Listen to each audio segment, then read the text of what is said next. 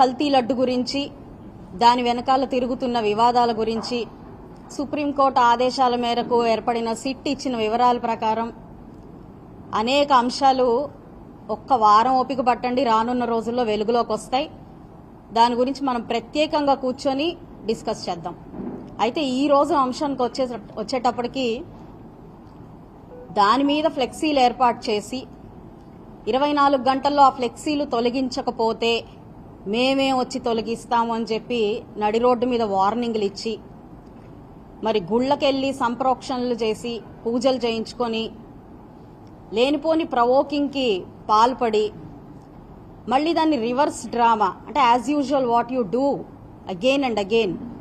Same reverse drama create చేసి, array అలా అనుండకూడదు అనేశాను అని తప్పు అని ఫీల్ అయ్యి, పోని వెంటనే ఇంటికి వెళ్ళిన వెంటనే అంటే సరే అనుకోవచ్చు, ఆల్రెడీ అందరి గుండెల్లో మనసుల్లో ఈ విషయాన్ని రగిల్చి మీరు కావాలి అని అనుకుంటున్న ప్లాట్ఫామ్ని, ఎంటర్టైన్మెంట్ని, ఎమోషన్ని క్రియేట్ చేసిన తర్వాత మళ్ళీ ప్రెస్ మీట్ పెట్టి అలా నా ఏజ్కి అని ఉండకూడదు, అలా నేను ఒక ముఖ్యమంత్రిని అనలేదు అని చెప్పి మళ్ళీ ప్రెస్ మీట్ పెట్టి, అయినప్పటికీ అరెస్ట్ చేసుకుంటారా చేసుకోండి,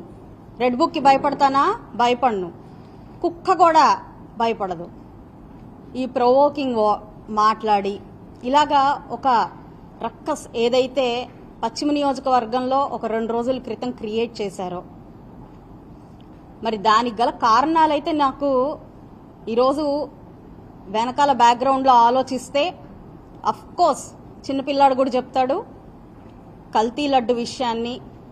ఇంకా కొన్ని అంశాలని డైవర్ట్ చేస్తూ పబ్బం గడుపుకునే ఒక అద్భుతమైన ప్రయత్నం.